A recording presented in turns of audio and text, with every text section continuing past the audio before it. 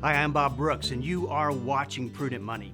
On the program today, I have IRS expert Dan Pillow with me to talk about insider secrets of the IRS. Now, this is information that the IRS is just not going to tell you. Dan is the author of 14 books on the IRS and considered one of the foremost experts in the country on dealing with the IRS, and we are fortunate enough to have him as a contributor on the Prudent Money radio show and the Prudent Money channel. Hey, Dan, welcome to Prudent Money. Hey, thanks for having me, Bob. You know, the information that you provide is so incredibly important because I want to stress something. The problem is not with the IRS. The problem is with the lack of information that taxpayers have in dealing with the IRS. Well, there's no question that's a big part of the problem, Bob. The vast majority of taxpayers have no idea what their rights are. In fact, the National Taxpayer Advocate released a study in 2014, I think it was, that they interviewed about 1,000 different taxpayers, asked questions of those taxpayers about what they understood their rights to be. Almost 50% of the people interviewed, Bob, didn't realize they had any rights at all when dealing with the IRS. And so this is a big problem, no question about it. Now, it's not just the taxpayer's problem because the IRS knows that people don't know what their rights are. And so consequently, the IRS takes advantage of that fact. And of course, that's why we're doing these shows. That's why we're doing these teaching videos. Now, you and I have been doing radio shows for over a decade, I think. And wait a minute, Bob. Wait now. You're older than that, my friend. It's more like 2 decades. I don't think it's 2 decades. But I think one of the best pieces of advice you've given through the years is never call the IRS. If you want to communicate in writing. Talk about that. Well, particularly, Bob, it's particularly important when you get certain notices from the IRS not to bother to call them. First of all, it's difficult to get through to the Internal Revenue Service. Their wait times on their 800 numbers are getting longer every year, it seems like. Then, assuming you do get through to talk to somebody, you have to wonder whether they know what they're talking about, Right. which is questionable. And so the best approach is to deal with the IRS in writing, and it's important to understand why fundamentally why we need to do that. And it is because this reason. You got the burden of proof when you're dealing with the IRS. The IRS never has to prove that you made a mistake when you're dealing with the agency. You have to prove that you did it right. And so this has to be done in writing. And so phone calls generally don't cut it when you're providing information and documents and so forth to support your position. So I strongly recommend you do that in writing. You know, Dan, I was talking to somebody the other day, and they were trying to get a hold of the IRS. And they literally took the phone off of the hook, left it on speaker for half a day, and finally gave up. I mean, it's gotten pretty out of control. Yeah, it has. The last 5 or 6 years, Bob, the IRS has spent more and more of its budget, of its appropriation on enforcement actions and less on taxpayer service, which is absolutely the wrong way the agency should be going. The tax laws are getting more and more complicated. We've got a tax code now, Bob, that consists of about 4 million words. There were thousands of tax law changes so far during this century, the first 15 years of this century. The IRS has averaged about 500 tax law changes per year, every single year, year in and year out. People need to be educated about what this tax law is, and the IRS is not spending nearly enough time or energy or money doing that. Instead, they're more interested in grinding people into a powder when they don't do it right than helping them to do it right. You know, another little secret of the IRS, and you have talked about this on the radio show quite a bit, is that when they do send out a letter saying that you owe money, it's actually wrong. Yeah, and about half the time that's true, Bob. When the IRS sends out these so-called correction notices, dear taxpayer, we looked at your tax return for the year such and such. We found a mistake, but don't worry, we fixed it. Now you owe us $1,250. Please send a check. Those notices are wrong about half the time. And this is a critical area where you do not want to call the IRS because the law very clearly states that you've got 60 days from the date of such a letter. I call it a correction notice. It's a mathematical change notice, any kind of a notice that says you made a mistake and we fixed it. You've got 60 days from the date of that letter to respond in writing and by telling the IRS that you disagree with their adjustment and asking them to abate the tax liability. What that means very simply is to cancel it out. Now, when you respond in 60 days, the IRS has an affirmative duty to cancel that tax as though it never existed. And if they believe that you owe the money, they've got to go to the next step, which is to issue what's called a notice of deficiency, which gives you an opportunity to appeal before you have to part with any of your money. But if you don't respond in writing initially within that 60-day window, Bob, you lose your right to that notice of deficiency, which is your appeal right. Well, and unfortunately, there are many taxpayers who are behind on the payment of their taxes. The advice you give on this one really does catch people off guard because of the order in which you tell them to make payments. Now, do you get current or pay off what you owe? Which do you do first? Well, listen, anytime you're dealing with a back tax liability, it's vitally important to stay current. And what I mean by that is file the current year's tax return and pay taxes for the current year. Let me illustrate what I'm talking about here. April 15th is coming up here in what, about a month and a half or so, well, more like 2 months. Coming up quickly in any event.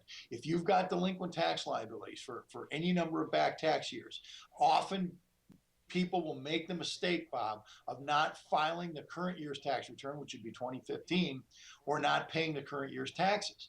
And what happens is their revenue is used to pay the back taxes, either through installment agreements or in some other way. That's a critical mistake. PILA's first rule of tax debt management is this: if you've got money to pay the back taxes or money to pay the current taxes, but not both, never pay the back taxes. You've got to get current first. Now, let me be clear about this. The current year's tax return is 2015. That's the return that's due April 15th here in 2 months. But we are now in tax year 2016. So you can't be using 2016 revenue to pay delinquent taxes. You got to make sure that you're paying your 2016 taxes through wage withholding if you're an employee, or estimated payments if you're self-employed. That's what I mean by getting current. When you get yourself current, then we can negotiate with the IRS on the back tax liabilities. They'll play ball with you in that situation. But if you're not current, Bob, there's nothing you're going to be able to do about the back tax stuff. The IRS is going to enforce collection. So you have to get current. You know, Dan, there are a ton of IRS-based commercials being played right now claiming that they can wipe out IRS debt and make the problems just go away. What word of caution would you give when it comes to these commercials? Well, listen, anytime somebody promises you that they can, without even looking at your case, that they can settle for 10 cents on the dollar or whatever, is either ignorant or they're lying to you. Now, the fact of the matter is, Bob, there are negotiations that are available with the IRS. I do it all the time. My book, How to Get Tax Amnesty, is what started this whole process. That book was initially released in 1992, Bob, so it's been out there for a long time. It's gone through 9 revisions. I just have finished now rewriting it again, and so it's going to be re-released here again in its newest form. And so the fact is that these negotiations are available, and it is possible to negotiate for 5 or 10 cents on the dollar. What is not possible is for somebody to promise you this over the phone without looking at your situation, because we got to evaluate all the facts and circumstances of your case, what got you in trouble to begin with, how many tax years you owe for, how much you owe the IRS. That's critically important. Of course, your ability to pay is a factor. If you owe the IRS $50,000, Bob, and you got $100,000 of equity in property someplace, your capacity to settle through what they call an offer in compromise is going to be limited. And so you've got to be very careful about somebody asking you for a lot of money over the phone that doesn't know anything about your case, that doesn't know anything about your background. That is dangerous. Well, Dan, in those commercials, they make the IRS look pretty scary, claiming that they could take your business, take your house, and the list goes on. Separate out what is truth from what is just scare tactics when it comes to what the IRS can really do. Well, the fact of the matter is, Bob, the IRS has a lot of collection power. The IRS has more power to enforce collection than any other creditor you can name. It's the most powerful police force in the country for sure, maybe the most powerful police force on the planet. I don't know about that, but certainly the most powerful police force in the country. They can levy paychecks, they can levy bank accounts, they can seize a retirement fund. A lot of people don't think the IRS can take your retirement fund. That's not true. They can take your automobile. They cannot seize your home through the administrative process, Bob. That means the IRS can't show up on your door one day and just issue a levy notice that now they have taken your home. But they can use the judicial process to do it. In other words, they can sue you in federal court to get your home. So they have a lot of collection power. But here's what is important to understand, and I talk about this in my book, How to Get Tax Amnesty. The IRS cannot enforce levy or collection action that is causing a hardship. The definition of hardship under the tax law is very simple. If the IRS puts you into a position where you cannot pay your necessary living expenses, then that is the definition of hardship, and they cannot proceed with collection in that circumstance. I show you step by step how to release levies that are causing a hardship. So yes, the IRS has power, but that power is not unlimited. And if you understand what your rights are and what the limitations are, you can stop them from enforcing any kind of hardship against you. Well, Dan, of course, if you make even the smallest of mistakes with the IRS, the penalties and interest start immediately and really do add up over time. Now, people are caught off guard when you tell them the secret that they can actually get the penalties removed. Talk about the steps that they can take to get those penalties removed. Yeah, there's no question about it, Bob. This is a very, very critical right, and it's not a particularly complicated complicated process, and the law is not particularly complicated that drives this. You know, you said it exactly correctly. The IRS will assess penalties and interest in any delinquency situation, regardless of whether you deliberately cheated on your taxes, which frankly most people don't do, or you made an honest mistake, which is the situation with the vast majority of people that owe money to the IRS. They owe money not because they deliberately or intentionally set out to cheat the IRS. Life threw them a curveball somehow. They got behind through no fault of their own. You know, maybe there was an economic problem, a business failure. Maybe it was a failed marriage. Maybe there was an illness or injury. Maybe there's a catastrophic illness or injury. Maybe there was a natural disaster, fire, flood, hurricane. Any of these kinds of situations, Bob, can put people into a position where they got to make a choice between paying their taxes and feeding their families. And in that situation, I can tell you the penalties do not apply.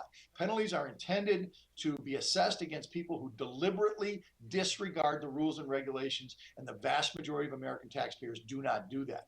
And so when we're talking about penalties, what we're talking about is presenting to the IRS a picture of this good faith or reasonable cause action that put you behind. In other words, you're demonstrating to the IRS in writing that you did not deliberately disregard the rules and regulations, that there were factors beyond your control that put you in a position where you couldn't file or pay. You have to express those factors very clearly, provide documentation to the extent possible. I'm working with a lady right now that had a serious medical problem as a result of a rollover injury with an automobile. I'm just now going through the medical records. We got about 60 or 70 pages of medical records that clearly illustrate what her, number one, that there was a car crash, and secondly, what the problems were that grew out of that car crash. We're going to present this to the IRS. We're going to get penalties canceled, Bob. When the IRS cancels penalties, they cancel the interest on the penalties. That reduces the debt remarkably. In many cases, puts you in a position where you can solve the problem very easily. You know, Dan, one of the great things about having you on the radio show is that you talk about upcoming trends. A few years ago, you warned how out of control the IRS was about to get by using debt collectors. How has that program, how's it stood up? And how are they increasing the number of debt collectors? There's a couple of things that have happened with that, Bob. The private debt collectors have come and gone. What I mean by that is the IRS used them for a while, and then they stopped using them, and now they are in the process of revving that up again to see if they can't get that going. The process of the IRS using private debt collectors, frankly, was not that effective. And it was not that effective, this is from the standpoint of collecting revenue now. And the reason is because, people who were inclined to pay the bill would work with the IRS and get on some installment agreement and start paying the tax anyway. Those people were not turned over to the debt collectors. The ones that were turned over to the debt collectors were the cases that had been sitting on the shelf for years and years in a status that the IRS calls uncollectible status. I talk about this in my tax amnesty book as well. If you are either unemployed or underemployed and you don't have enough money to even pay an installment payment to the IRS on the delinquent liability, they will close the door on your case. They'll push the hold button on your file and just put the thing on the shelf. Well, those were the cases that the IRS was handing over to the debt collectors. Well, those people couldn't pay anyway, Bob. So they're not going to pay the IRS. They're certainly not going to pay a debt collector. And so for that reason, the program was really just not all that effective. Now, how it's going to change when it becomes resurrected here, that remains to be seen. Well, let's talk a little bit about some of the collection practices. When does the IRS use a levy versus using a lien, and talk about the difference between the two? Yeah, that's a good question. Everybody asks about the difference between a lien and a levy, and frankly, most people confuse a lien and a levy. A levy is the process the IRS uses to help itself to your income and your assets, Bob. So, for example, if you've got money in the bank, the IRS issues a levy against the bank account. The levy scoops up the money that's in the bank account. They take possession of your assets. Same with a paycheck. If the IRS issues a levy against your employer, that levy intercepts your payroll check, and your money now goes to the IRS instead of you. There's certain exemptions and limitations, but for simplifying the explanation here, the IRS ends up with your money through the levy process. A lien process doesn't do that. When the IRS files a tax lien, What they're doing is they're filing this lien with the county recorder's office, and they're putting the public on notice, Bob, that the IRS claims an interest in your assets and your property. So the lien doesn't transfer the title of the asset to the IRS. It simply puts the public on notice that the IRS claims an interest. And if we're talking about real estate, for example, a closing company is not going to close a real estate sale without satisfying that lien. So for example, if you owe the IRS $20,000 and you've got $50,000 or $60,000 equity in your house and you sell it, 20,000 of that equity is going to be scooped up at the sale to satisfy the lien. So that's the fundamental difference between the two. You know, Dan, garnishment, where the IRS takes your salary, can be an awful thing. Yeah. What is the secret to stopping that? Well, the secret to stopping it, as I alluded to earlier, Bob, is the hardship issue. But let's do this. Let's prevent the wage levy from ever taking effect in the first place. Obviously, prevention is better than cure, right? Every single time. So here's what people need to understand. This is another one of the critical rights that people don't know they have, a right that I talk about in my book, How to Get Tax Amnesty. And that is this: before the IRS can touch a nickel's worth of your assets, whether it's a paycheck, bank account, automobile, retirement fund, I don't care what it is, before they can touch a nickel's worth of your asset, they have to mail a letter called a final notice, notice of intent to levy, and notice of your right to a hearing. The IRS uses a couple versions of that letter. The common letter that comes from the service center is called an LT11, and you'll notice the letter number in the upper right corner of the notice. It's called an LT11. That's a final notice of intent to levy. The other notice that the IRS issues, that is a final notice version, that is often issued by local IRS personnel as opposed to the service center, is called a letter 1058, letter 1058, and that's identified in the lower right margin of the letter. When you get one of those letters, Bob, and it's going to come certified mail, so don't ignore your certified letters from the IRS because these rights are time sensitive. When you get that final notice letter, whether it's a 1058 or an LT11, it very plainly says across the front of the letter, final notice of intent to levy and notice of your right to a hearing. If you respond within 30 days of the date of that letter by asking for what's called a collection due process hearing, the IRS cannot touch a nickel's worth of your assets before you have the right to that hearing. And here's what's important, Bob.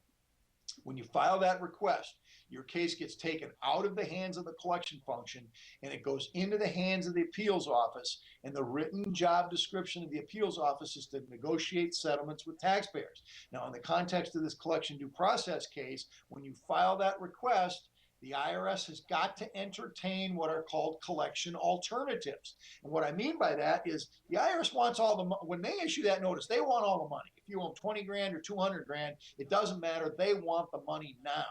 However, you have the right to present collection alternatives. Look, IRS, I don't have 20,000 or 200,000. There's some alternative I need to enforcement action because enforcement will cause a hardship. Maybe the alternative is I am underemployed and maybe the alternative is that I am unemployed or underemployed and I need uncollectible status, and the IRS can push the hold button and not enforce collection. Maybe you don't owe them that much money, $10,000 or $15,000, not that much, quote unquote, and you can pay through an installment agreement. That's a collection alternative.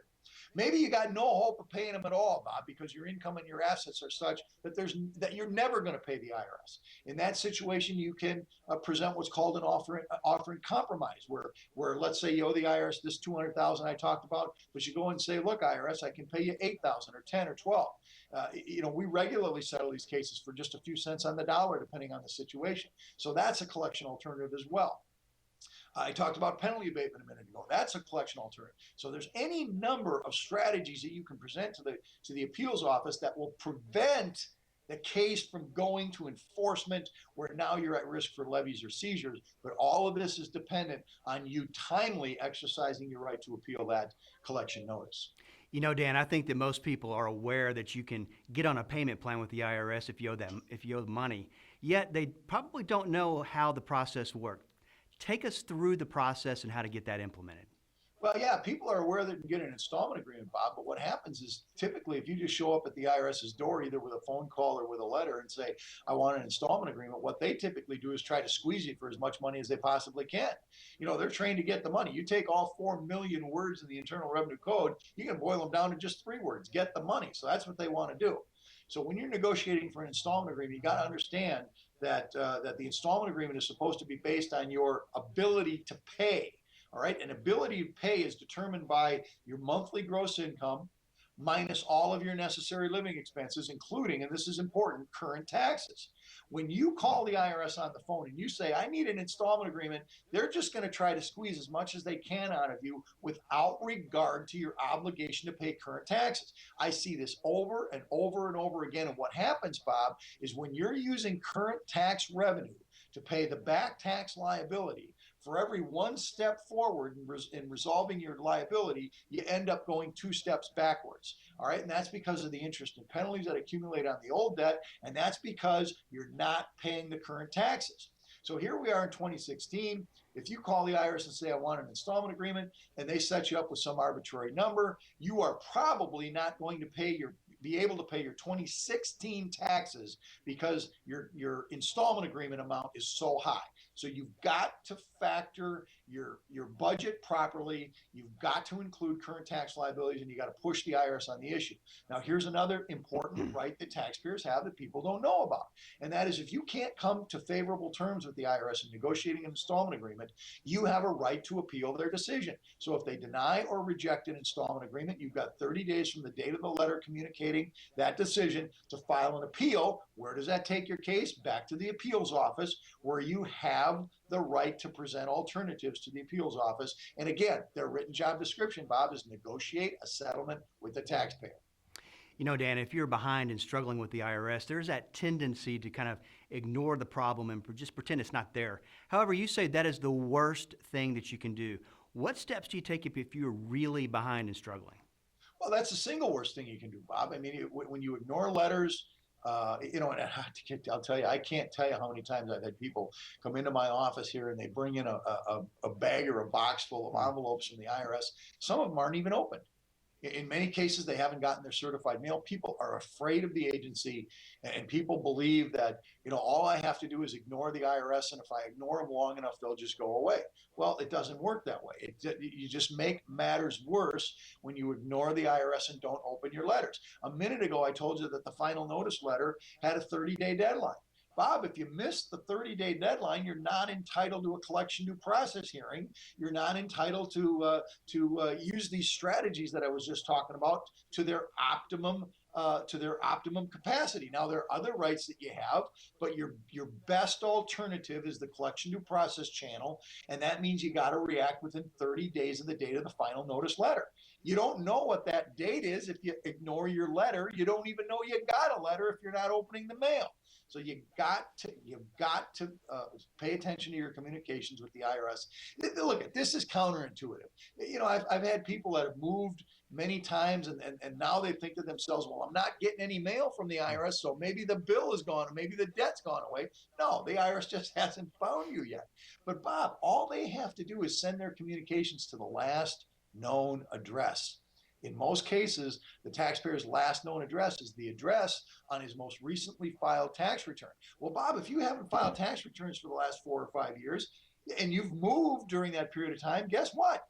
All of your notices and all of your legal right communication notices are going to go to some old address. And because you didn't communicate with the IRS to tell them what a new address was, you have lost your rights. So this is counterintuitive, but you've got to tell the IRS what your current address is. There's a form that they have to do that with. It's form 8822-8822. It's a change of address form. You submit that to the service center where you file your tax returns. That notifies the IRS of your current address. And as I said, it's counterintuitive because people think, well, if the IRS can't find me, then nothing can go wrong. Well, that's not true. Everything can go wrong because at some point, if you're on a wage job somewhere, that's going to be reported to the IRS through your Social Security number. Your employer is going to issue W-2 forms. If you're an independent contractor, the people that are paying you are going to issue 1099s. The IRS will catch up with you at some point, and now you've lost your rights. So you've got to be able to monitor your communications. Well, Dan, great information. I really do appreciate you taking the time to come on the Prudent Money channel. For more information on Dan Pilla, you can go to his website at www.taxhelponline.com. Here's the bottom line. You don't have to be scared of the IRS. With the information that Dan shares on these programs and in his books, you can confidently and successfully deal with the IRS.